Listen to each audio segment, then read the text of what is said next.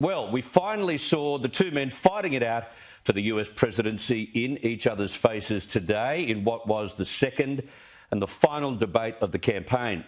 Now, the rules were very different. No chaos ensued.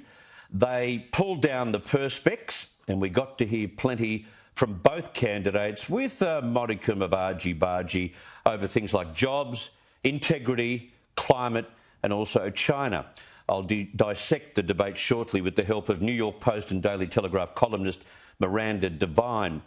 But on COVID-19 policy, on lockdowns and the minimum wage, I thought Donald Trump landed some solid punches today, while Joe Biden did appear stronger when he was confronted by these recent allegations of corruption.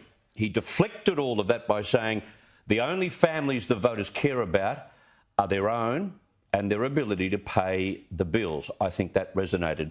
I'll play several slabs of the debate for you on some of those issues shortly. But the president did turn the debate quite often into a barney over those recent allegations from the New York Post about Joe Biden's integrity unveiled in his son's laptop. Now, despite the new rules, the pair were still keen to spar.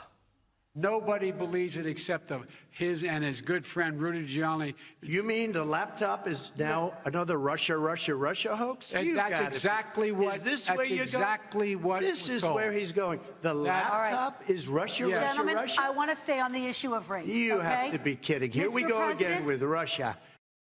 That stuff kept us watching, which was more than we could say for the chaos in the last debate.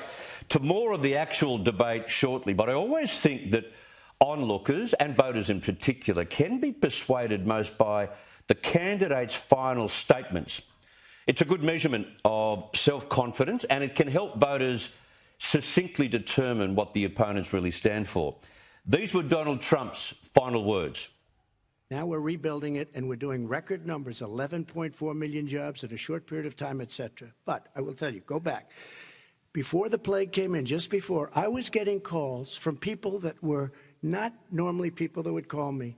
They wanted to get together. We had the best black unemployment numbers in the history of our country. Hispanic, women, Asian, people with diplomas, with no diplomas, MIT graduates, #1 in the class. Everybody had the best numbers.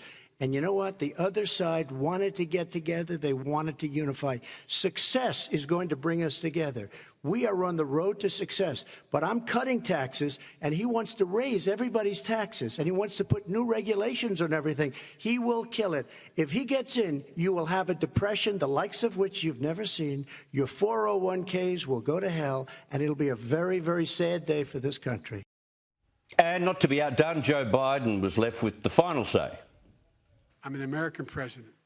I represent all of you, whether you voted for me or against me. And I'm going to make sure that you're represented.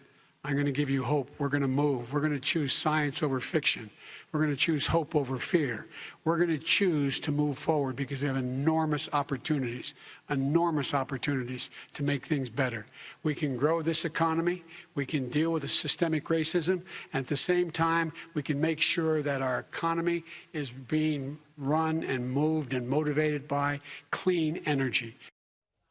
I thought Biden did look presidential. Trump at times very frantic in trying to refute his opponent's tall statements. Biden became mentally weary after about 70 minutes and began messing up on various climate terms and statistics. Both held their own. There was no knockout punch and maybe not enough in today's debate to change the minds of voters, those who haven't already voted.